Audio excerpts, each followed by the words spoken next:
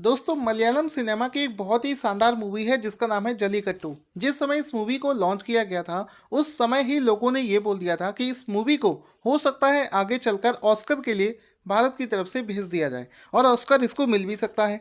तो ऐसा ही हुआ है। हाल ही में जलीकट्टू मूवी को, जो कि एक मलयालम भाषा की मूवी है, इसको भारत की तरफ से ऑफिशियली ऑस्कर के लिए नॉमिनेट किया गया है। यहाँ पर दोस्तों आपको बताना चाहूँगा, वैसे तो बॉलीवुड में बहुत सारी मूवीज़ बनती हैं, लेकिन उनमें से कोई भी मूवी उस स्टैंडर्ड की नहीं थी जिसको भेजा जा सके। ये जो जलीकट्टू टर्म इसमें यूज़ हुआ है, इसका भी मतलब समझ लेते हैं। होता क्या है कि तमिलनाडु में माना जाता है कि जलीकट्टू एक 400 साल पुराना खेल है, जिसमें एक बैल के सींग पर एक छोटा सा सिक्का या फिर एक नोट फंसा दिया जाता है और उसको भीड़ के बीच में छोड़ दिया जाता है और उसको एक्साइटेड किया जाता है। फिर वो दौड़ता है और लोग उसको पकड़ने की कोशिश करते हैं।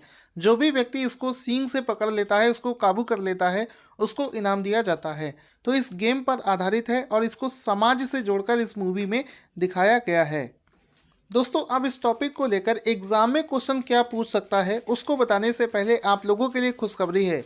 हाल ही में अनअकैडमी के द्वारा 29 नवंबर को एक एसबीआई पीओ का प्रीलिम्स का बिल्कुल एग्जाम के पैटर्न के जैसा एक मॉक टेस्ट ऑर्गेनाइज किया जा रहा है, जिसको अनअकैडमी के जितने भी टॉप एजुकेटर्स हैं उनके द्वारा सॉल्व कराया जाएगा। जिसमें कि नाम है रीजनिंग अंकुश लामा लामा, क्वांट इसमें आशीष अरोरा और इंग्लिश को निमिषा बंसल के द्वारा करवाया जाएगा। इसमें आप बिल्कुल फ्री में इनरोल कर सकते हैं, लिंक वीडियो के डिस्क्रिप्शन में।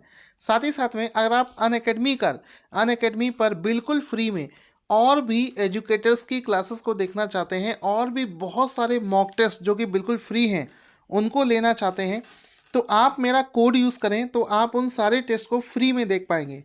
मेरा कोड बड़े ध्यान से देखना, यहाँ पर मैं लिख रहा हूँ।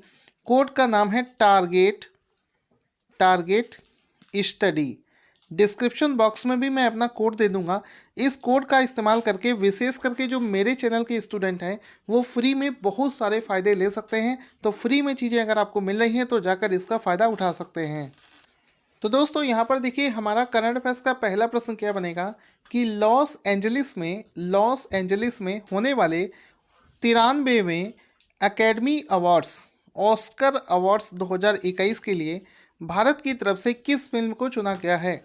तो आंसर मैं इसका बता चुका हूँ कि इसमें जल्लीकट्टू मूवी को चुना गया है। इसके अलावा आपको यहाँ पर यह भी पता चल गया कि इस बार जो ऑस्कर अवार्ड दिए जाएंगे 2021 में, वो इसका 93वां संस्करण होगा, यानी कि इसके 93rd इसका संस्करण होगा, जिसमें जल्लीकट्टू को भारत की तरफ से एंट्री माना गया है। और इसकी दावेदारी भी बहुत ज़्यादा स्ट्रांग है, माना जाता है कि ये जीत भी सकता है। इस मूवी का पोस्टर आप यहाँ पर देख सकते हैं। अगर आप इसका लोगो ट्रेलर देखना चाहते हैं तो यूट्यूब पर सर्च करें जलीकट्टू मूवी, आपको इसका ट्रेलर भी दिख जाएगा। ट्रेलर से ही आप समझ जाओगे बहुत ही शानदार मूवी है। इस मूवी के जो डायरेक्टर हैं उनका नाम अगर आपसे पूछे तो मूवी के डायरेक्टर का नाम है लीजो जोस पेलिसरी। तो लीजो जोस पेलिसरी इनका नाम है डायरेक्टर का, जो कि एग्ज़ाम में आपसे पूछा जा सकता है। अच्छा, ये जो इस बार के ऑस्कर अवार्ड हैं यानी कि 93वें एकेडमी अवार्ड्स, ये अप्रैल 2021 में लॉस एंजलिस में, कहाँ पर, लॉस एंजलिस में आयोजित किए जाएंगे। जलीकट्टू क्या है? जलीकट्टू एक मलयालम मूवी है। ये मलयालम सिनेमा की एक मूवी है जिसको हाल ही में चुना गया है। जलीकट्टू क्या है इसके बारे में आपको बता चुका हूँ। इसका एक फ़ोटो भी आप देख सकते हैं। बेकाबू बैल होता है, उसको लोग काबू करना चाहते हैं और भीड़ में उस बैल को छोड़ दिया जाता है। 400 साल पुरानी परंपरा है जिसको अभी तक भी चलाया जा रहा है। करंट अफेयर्स का अगला शानदार प्रश्न बनता है कि निम्नलिखित में से किस भारतीय खिलाड़ी को ICC player of the decade award से नामित किया गया है। तो फिर से समझना, ICC player of the decade award से नामित किया गया है। तो इसका आंसर देखो क्या हो जाएगा कि आंसर हो जाएगा विराट कोहली। हाल ही में आईसीसी ने विराट कोहली को ICC player of the decade के लिए नामित किया है। तो ऑप्शन नंबर ए इसका राइट आंसर हो जाएगा। इसके अलावा यहाँ पर आप देख सकते हैं कि विराट कोहली के अलावा यहाँ पर आर अश्विन का भी फोटो दिख रहा है। इसका मतलब है कि विराट कोहली के साथ साथ आर अश्विन को भी इस अवार्ड के लिए नामित किया गया है। तो Kohli and Ashwin nominated for ICC player of the decade award. इसके लिए इसको इन दोनों को नॉमिनेट किया गया है। इसके बाद यहाँ पर समझेंगे ये जो अवार्ड है ये पिछले दशक यानी कि 2010 से जो 19 वाला दशक है उसके लिए इनको ये अवार्ड प्रदान किया जाएगा। चूँकि बात यहाँ पर आईसीसी के बारे में हुई है तो आईसीसी का हेडक्वार्टर दुबई यूएई में स्थित है। इसके जो सीईओ हैं उनका नाम है मनु साहनी, ये भी आपको पता होना चाहिए। इसके बाद में करंट अफेयर्स का अगला शानदार प्रश्न बनता है कि हाल ही में अंतर्राष्ट्रीय क्रिकेट परिषद आईसीसी के नए अध्यक्ष के रूप में किसे अपॉइंट किया गया है? तो आंसर हो जाएगा Greg Barclay. Option number C इसका राइट आंसर हो जाएगा कि हाल ही में ग्रेग बार्कले को आईसीसी का नया प्रेसिडेंट यानी कि अध्यक्ष के रूप में शामिल किया गया है। ऑप्शन नंबर सी इसका राइट आंसर हो जाएगा। तो इसमें आप देख सकते हैं लिखा है Greg Barclay elected new ICC chairman. तो आईसीसी के नए अध्यक्ष यानी कि चेयरमैन बने हैं ग्रेग बार्कले, जिनका एक मुस्कुराता हुआ बहुत ही शानदार फोटो भी आप यहाँ पर देख सकते हैं। चलते हैं करंट अफेयर्स के अगले शानदार क्वेश्चन की तरफ। जलीकट्टू वाला क्वेश्चन हम कर चुके थे। इसके बाद में अगला शानदार प्रश्न बनता है कि हाल ही में 48वें अंतर्राष्ट्रीय एमी पुरस्कार से, क्वेश्चन को दोस्तों एक बार फिर से देखते हैं कि हाल ही में 48वें अंतर्राष्ट्रीय एमी पुरस्कार में सर्वश्रेष्ठ अभिनेता का पुरस्कार किसे प्रदान किया गया है? तो आंसर हो जाएगा बिली बैरेट। ऑप्शन नंबर ए इसका राइट आंसर हो जाएगा कि हाल ही में बिली बैरेट को 48वें अंतर्राष्ट्रीय एमी पुरस्कार में सर्वश्रेष्ठ अभिनेता का पुरस्कार प्रदान किया गया है। तो ऑप्शन नंबर ए इसका राइट आंसर हो जाएगा। इसमें आप देख सकते हैं ये जो बिली बैरेट है इन्होंने एक मूवी थी जिसका नाम है द रिस्पॉन्सिबल चाइल्ड, तो उसमें इन्होंने एक अच्छा रोल प्ले किया था जिसकी वजह से ये फेमस हुए थे। तो लिखा है Billy Barratt responsible child star honoured by international Emmy award. ठीक है, तो ये इन्होंने इसको हाल ही में जीता है, ये भी आपको याद होना चाहिए। इसके बाद में दोस्तों करंट अफेयर्स के अगले शानदार क्वेश्चन की तरफ चलते हैं। अगला प्रश्न बनेगा कि केंद्रीय मंत्रिमंडल ने लक्ष्मी विलास बैंक के किस बैंक के साथ विलय होने की योजना को मंजूरी प्रदान कर दी है? तो इसका आंसर हो जाएगा DBS bank India limited. Option number A इसका राइट आंसर हो जाएगा डीबीएस बैंक इंडिया लिमिटेड के साथ में लक्ष्मी विलास बैंक के विलय को मंजूरी दे दी गई है। आपको पता होगा कि लक्ष्मी विलास बैंक है हाल ही में क्राइसिस से जूझ रहा है। इस बैंक को हाल ही में मोरेटोरियम पीरियड में रखा गया था जिसमें कि एक लिमिट लगा दी गई थी कि लोग इस बैंक से 25,000 रुपये से ज़्यादा नहीं निकाल सकते हैं। अब चूंकि इस बैंक को बचाने का समय है तो इसको हाल ही में डीबीएस बैंक इंडिया लिमिटेड के साथ में इसको मर्ज कर दिया गया है। मर्ज करने के बाद में इसका जो मोरेटोरियम पीरियड है जिसमें कि आप 25,000 रुपये निकाल सकते थे ये समाप्त हो जाएगा। अब जिसका जितना पैसा है वो इससे निकाल सकेगा। तो ये इसका राइट आंसर हो जाएगा कि इसको इसके साथ में मर्ज कर दिया गया है। इसके अलावा इसका एक फ़ोटो देख सकते हैं। इसमें आप देख सकते हैं लक्ष्मी विलास बैंक और डीबीएस बैंक दोनों को मर्ज कर दिया गया है। अब ये डीबीएस बैंक बन जाएगा। लिखा है Lakshmi Vilas Bank to operate as DBS Bank from Friday moratorium to be lifted says RBI. तो आरबीआई ने ऐसा इन सब चीज़ों को अनाउंस किया है। यहाँ पर दोस्तों आपको बता दूँ किसी भी बैंक के मतलब उसको उसकी ख़राब स्थितियों का कारण क्या होता है, किसी भी बैंक के बर्बाद होने का कारण क्या होता है कि जो भी ये बड़ी बड़ी कंपनियों को लोन देते हैं वो एनपीए में कन्वर्ट हो जाता है जिसका नाम होता है नॉन परफॉर्मिंग एसेट्स। तो जब वो एनपीए में कन्वर्ट हो जाता है साथ ही साथ में जो हम लोगों से ये लोग पैसा लेते हैं, जो लोग हम पैसा जमा करते हैं उसी अमाउंट को ये दूसरों को देते हैं। तो अगर कम लोग इसमें पैसा जमा करेंगे और जो भी इसने पहले से लोन दे रखे हैं वो एनपीए कन्वर्ट हो जाएंगे, परफॉर्म नहीं करेंगे, तो उस केस में एक बैंक जो है वो क्राइसिस में चला जाता है। अब यहाँ पर देखो दोनों बैंकों के बारे में समझ लेते हैं। लक्ष्मी विलास बैंक जो कि एक भारतीय बैंक है जिसका हेडक्वार्टर चेन्नई तमिलनाडु में स्थित है। इसके एमडी और सीईओ का नाम है सुब्रमण्यम सुंदर। ये जो डीबीएस बैंक है ये सिंगापुर का बैंक है जिसका हेडक्वार्टर सिंगापुर में है और इसकी जो इंडियन ब्रांच है उसका सीईओ है पीयूष गुप्ता, ये भी आपको याद रखना है। दोस्तों उसके बाद में अगला शानदार क्वेश्चन बना है कि विश्व पर्यावरण संरक्षण दिवस, वर्ल्ड इन्वायरमेंटल प्रोटेक्शन डे, प्रतिवर्ष किस दिन मनाया जाता है? तो आंसर हो जाएगा कि हर साल 26 नवंबर को, हर साल 26 नवंबर को, 26 नवंबर को, हर साल 26 नवंबर को वर्ल्ड इन्वायरमेंटल प्रोटेक्शन डे मनाया जाता है। तो ऑप्शन नंबर सी इसका राइट आंसर हो जाएगा। इसमें आप देख सकते हैं वर्ल्ड इन्वायरमेंटल डे। इसी प्रकार से अगला शानदार प्रश्न बनेगा कि नेशनल कॉन्स्टिट्यूशन डे यानी कि राष्ट्रीय संविधान दिवस, जिसको विधि दिवस के रूप में जानते हैं, किस दिन मनाया जाता है? तो ये भी हर साल 26 नवंबर को, 26 नवंबर 26 ऑफ नवंबर को every year national constitution day मनाया जाता है। तो ऑप्शन नंबर सी इसका राइट आंसर हो जाएगा। इसमें आपको ये जो भारतीय संविधान है, भारतीय संविधान से जुड़े हुए बहुत सारे क्वेश्चन एग्जाम में बार बार रिपीट होते हैं, तो इसके बारे में भी हमको समझना जरूरी है। जब भारतीय संविधान को बनाया गया था तो एक कमेटी बनाई गई थी। तो पहला प्रश्न बनेगा कि संविधान सभा की बैठक जो हुई थी, first meeting of constituent assembly कब हुई थी? तो 9 दिसंबर 1946 को पहली बार एक मीटिंग हुई थी जिसमें यह डिसाइड किया गया था कि भारत का एक अलग से संविधान होना चाहिए जिससे हमारा पूरा देश चलेगा।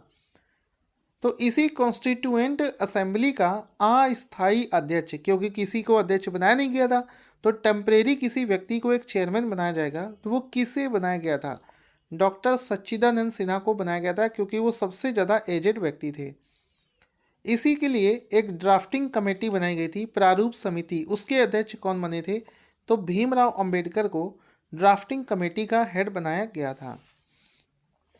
फिर उसके बाद में है कि संविधान सभा के स्थायी अध्यक्ष यानी कि परमानेंट चेयरमैन किसे बनाया गया है? तो डॉक्टर राजेंद्र प्रसाद, डॉक्टर राजेंद्र प्रसाद को संविधान सभा का स्थायी सदस्य अध्यक्ष, परमानेंट चेयरमैन बनाया गया है। तो ये भी आपको पता होना चाहिए। इसके बाद में दोस्तों संविधान सभा के अंतिम रूप से संविधान को कब पारित किया गया है? तो 26 नवंबर 1949, 26 नवंबर 1949 को इसको अंतिम रूप से इसको पारित कर दिया गया था। और तो इसको आप लोग याद रखेंगे। फिर इसके बाद में क्वेश्चन बनता है कि भारतीय संविधान जो है ये किस दिन से पूर्णतया यानी कि पूरी तरीके से लागू कर दिया गया है? तो 26 जनवरी 1950, 26 जनवरी 1950, 26 जनवरी 1950 को इसको पूरी तरीके से लॉन्च कर दिया गया था। 26 जनवरी 1950 को इसको पूरी तरीके से लॉन्च कर दिया गया था। जब भी आप लोग एसएससी, रेलवे या यूपी पीसीएस वगैरह का एग्ज़ाम देंगे तो एक प्रश्न पूछे जाते हैं कि भारतीय संविधान जब बनाया गया था तो ऐसा नहीं कि इसको ओरिजिनली भारत में बनाया गया था, दुनिया के अलग अलग देशों में जो संविधान बने हुए थे वहाँ से चीज़ों को ग्रैब किया गया था, उसके बाद में मर्ज करके भारत का संविधान बना था। तो एग्ज़ाम में एक प्रश्न पूछा जाता है कि भारतीय संविधान का कौन सा पार्ट कौन से देश से लिया गया है? तो ये लिस्ट इंग्लिश में है, थोड़ा सा आपको समझना पड़ेगा। तो इसमें देखो भारतीय संविधान का कुछ हिस्सा ऑस्ट्रेलिया, कनाडा, यूके, अलग अलग देशों से लिया गया है। तो ऑस्ट्रेलिया से क्या क्या लिया गया है, ये सारी चीज़ें जितनी मैं आपको बता रहा हूँ सब कुछ इस पीडीएफ में दिया गया है। अगर आप मेरी टेलीग्राम चैनल को ज्वाइन करते हैं तो वहाँ पर, जिसका नाम है टारगेट स्टडी IQ, वहाँ पर आपको ये पीडीएफ दिया जाएगा फ्री में। आप वहाँ से इस पूरे पीडीएफ को पढ़ सकते हैं। तो ऑस्ट्रेलिया में आप देख सकते हैं कॉन्करेंट लिस्ट है, ये ऑस्ट्रेलिया से लिया गया है। Freedom of trade, commerce and intercourses, joint sitting of the two houses of the parliament, ये तीनों चीज़ों ऑस्ट्रेलिया से ली गई हैं। इसके बाद में कनाडा के बारे में अगर देखें तो कनाडा में क्या है कि federation with the strong centre, ये लिया गया है। Vesting of residuary power in the centre, ये लिया गया है। Appointment of state governors by the centre, ये सब कुछ कनाडा से लिया गया है। इसी प्रकार से बहुत बार पूछा गया है कि बताओ जो directive principles of A state policy होता है इसको कहाँ से, तो आयरलैंड से लिया गया। ये चीज़ सबसे ज़्यादा पूछी गई, आयरलैंड से लिया गया है। Directive principle of state policy Ireland से लिया गया है। जो नॉमिनेशंस होते हैं मेंबर्स के राज्यसभा के लिए, ये भी वहीं से लिया गया है। Method of election of the president, ये जो है इसको भी आयरलैंड से लिया गया है। इसी प्रकार से फंडामेंटल ड्यूटीज़ जो होती हैं, फंडामेंटल ड्यूटीज़, ये यूएसएसआर सोवियत यूनियन से लिया गया है। तो इसी प्रकार से और भी हम चीज़ें देख सकते हैं, जैसे यूके से हमारा लिया गया है सिंगल सिटीजनशिप, पार्लियामेंट्री प्रिविलेज, ये भी यूके से लिया गया है। तो ये सारी चीज़ें आपको पता होना चाहिए। बाकी मैं आपको पूरा पीडीएफ दे दूंगा जिसमें कि सेलेक्टेड तरीके से, ऐसा नहीं कि सब कुछ मैंने मर्ज करके दिया हो। आप देख सकते हैं एक एक कंटेंट मेरा लिस्ट वाइज है, टॉपिक वाइज है, पॉइंट वाइज है। आपको थियोरेटिकल यहाँ पर कंटेंट नहीं मिलेगा, बहुत ही सेलेक्टेड वे में आप इसको तैयार कर सकते हैं। इसके बाद में अगला प्रश्न बना है कि नेशनल मिल्क डे हर साल किस दिन मनाया जाता है, तो हर साल 26 नवंबर को नेशनल मिल्क डे के रूप में भी मनाया जाता है। तो ऑप्शन नंबर सी इसका राइट आंसर हो जाएगा। इसमें आप लोग देखेंगे लिखा है celebrating doctor Kurien national milk day 26 November. अब ये व्यक्ति कौन है, डॉक्टर कुरियन कौन है, क्यों नेशनल मिल्क में इनका फोटो लगा है, वो समझते हैं। हुआ क्या था दोस्तों कि भारत में वर्ष 2014 से भारत में जो श्वेत क्रांति के जनक थे, डॉक्टर वर्गीस कुरियन, उनकी ही जयंती के दिन को यानी कि 26 नवंबर को राष्ट्रीय दुग्ध दिवस के रूप में मनाया जाता है। तो अगर आपसे कोई पूछे कि भारत के श्वेत क्रांति के जनक कौन है, तो आंसर हो जाएगा श्वेत क्रांति के जनक हैं डॉक्टर वर्गीस कुरियन। इनका जयंती किस दिन मनाया जाता है, उनका जयंती 26 नवंबर को मनाया जाता है। इसी दिन को हम लोग राष्ट्रीय दुग्ध दिवस के रूप में भी मनाते हैं। ये जो वर्गीस कुरियन हैं, इनको मिल्क मैन के नाम से भी जाना जाता है, ये भी आपको याद रखना है। इसी प्रकार से यूनाइटेड नेशन की तरफ से हर साल 1 जून को विश्व दुग्ध दिवस के रूप में मनाया जाता है। ये वाला पॉइंट भी आपको याद करके रखना है। साथ ही साथ में जब भारत आज़ाद हुआ था उस समय से ही भारत में अलग अलग समय पर क्रांतियाँ आई हैं, जिसमें कि एग्ज़ाम में खूब भर भर कर क्वेश्चन पूछे जाते हैं कि बताओ कौन सी क्रांति का संबंध किस चीज़ से है। जैसे अगर आपसे कोई पूछे कि बताओ हरित क्रांति किस चीज़ से संबंधित है, तो आंसर हो जाएगा ये खाद्यान्न उत्पादन से संबंधित है। किसी चीज़ की क्रांति का मतलब उस चीज़ पर ज़्यादा फोकस और ज़्यादा उत्पादन। जैसे अगर आपसे कोई पूछे श्वेत क्रांति का मतलब क्या है, तो मैं आपको बता चुका हूँ दूध से संबंधित है, यानी कि दूध के उत्पादन से संबंधित है। पीली क्रांति किससे संबंधित है, ये खाद्य तेलु, खाने वाले जो तेल होते हैं, तिलहन की जो फसल होती है उससे संबंधित है। ये जो नीली क्रांति है, ब्लू रेवोल्यूशन, ये किस चीज़ से है, ये मत्स्य उत्पादन यानी कि मछली उत्पादन में जो प्रोग्रेस होती है उसके लिए चलाया गया था। इसके बाद में है पिंक रेवोल्यूशन, गुलाबी क्रांति, यह प्याज और झींगा मछली के उत्पादन से संबंधित है। इसके बाद में था काली यानी कि ब्लैक रेवोल्यूशन। ये जो ब्लैक रेवोल्यूशन था ये आपका पेट्रोलियम हो गया, खनिज हो गया, तेल हो गए, इन सभी के उत्पादन से संबंधित है, जिसको ब्लैक रेवोल्यूशन के नाम से जानते हैं। फिर आता है ग्रे रेवोल्यूशन यानी कि धूसर, जिसको ग्रे रेवोल्यूशन के नाम से जानते हैं। ये उर्वरक उत्पादन में वृद्धि का लक्ष्य रखने के लिए किया गया है। इसके बाद में आता है सिल्वर रेवोल्यूशन, रजत क्रांति। ये भारत में जो अंडे का उत्पादन है और मुर्गियों की जो उत्पादकता है उसको बढ़ाने के लिए रजत क्रांति को शुरू किया गया है। इसके बाद में है सुनहरी क्रांति यानी कि गोल्डन रेवोल्यूशन। इसका संबंध किस चीज़ से है, बागवानी उत्पादन से इसका संबंध है। इसके बाद में है इंद्रधनुषी क्रांति। तो इसका मतलब है हरित, पीली, नीली, लाल, गुलाबी, भूरी, अन्य सभी क्रांतियों के साथ चलने का लक्ष्य है कि इन सभी के साथ हमको चलकर चलना है। इसके बाद में है गोल क्रांति यानी कि राउंड रेवोल्यूशन। जिसका संबंध देश में आलू के उत्पादन को बढ़ाना है। तो आज का पीडीएफ बहुत ही दोस्तों शानदार है। अगर इसको एक बार पढ़ लिया तो आप किसी भी क्वेश्चन का आंसर कर सकते हैं। इसी प्रकार से एक प्रश्न पूछा जाता है कि भारत में जो ये क्रांतियां हैं इसके जनक कौन हैं। अब इसको मैं वीडियो के लास्ट में आपको करवाऊंगा ये वाली लिस्ट, क्योंकि वीडियो लंबा होने से आपको देखने में प्रॉब्लम होती है। क्वेश्चन बनेगा अगला शानदार कि the national science film festival वर्ष 2020 वाला कौन सा संस्करण इस बार आयोजित किया गया है। तो इस बार 2020 में जो नेशनल साइंस फिल्म फेस्टिवल है ये 10वां क्या हो जाएगा ऑप्शन, ये 10वां ऑप्शन नंबर ए सही हो जाएगा 10th, यानी कि 10वां संस्करण है जिसको हाल ही में आयोजित किया गया है। ऑप्शन नंबर ए इसका राइट आंसर हो जाएगा। तो इसमें आप देख सकते हो लिखा है 10th national science film festival of India, जिसको 24 से 27 नवंबर 2020 के बीच में इसको आयोजित किया गया है और ये इस बार इसका 10वां संस्करण आयोजित किया गया है। दोस्तों आगे चलते हैं। अगला शानदार क्वेश्चन बना है कि नवंबर 2020 में भारतीय नौसेना के लिए डीआरडीओ के द्वारा हैवी वेट टॉर्पीडो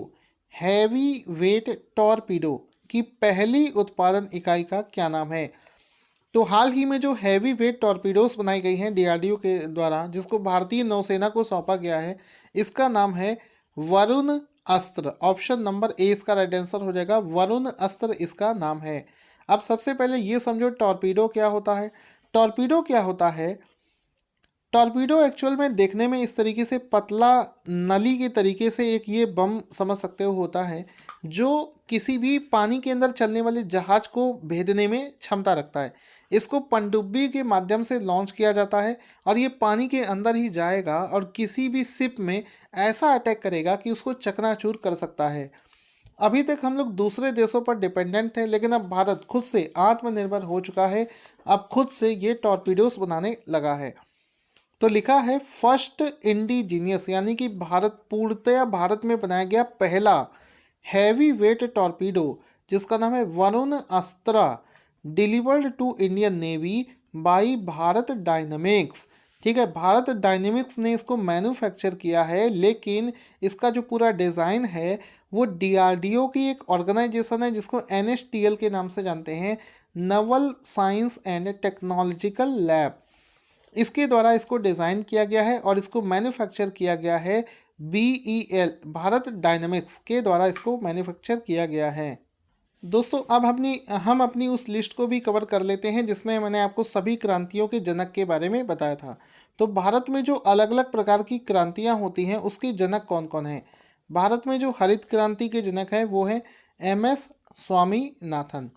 हरित क्रांति के पिता किसे बोला जाता है, वो नॉर्मन बोरलॉग को हरित क्रांति का पिता जाना जाता है। नीली क्रांति के जनक है अरुण कृष्णन। श्वेत क्रांति के जनक हैं डॉक्टर वर्गीस कुरियन। इसके बाद में है भारत में इंड्यूस्ड ब्रीडिंग यानी कि प्रेरित प्रजनन क्रांति का जनक कौन है, हीरा लाल चौधरी। इंड्यूस्ड ब्रीडिंग यानी कि प्रेरित प्रजनन के जनक जाने जाते हैं। इसके बाद में है गुलाबी क्रांति का जनक कौन है, तो दुर्गेश पटेल गुलाबी क्रांति के जनक हैं। स्वर्णिम क्रांति का जनक कौन है, निर्मल तुतेज। लाल क्रांति का जनक कौन है, विशाल तिवारी। सिल्वर क्रांति का जनक कौन है, इंदिरा गांधी सिल्वर क्रांति की जनक हैं। दोस्तों आज का शानदार क्वेश्चन जिसका आंसर आपको देना है कि वर्ल्ड्स बेस्ट 100 सिटीज़ 2021 लिस्ट में दिल्ली को कौन सी रैंक प्राप्त हुई है। इसका आंसर आपको कमेंट बॉक्स में लिखकर भेजना है। Thank you for watching this awesome video.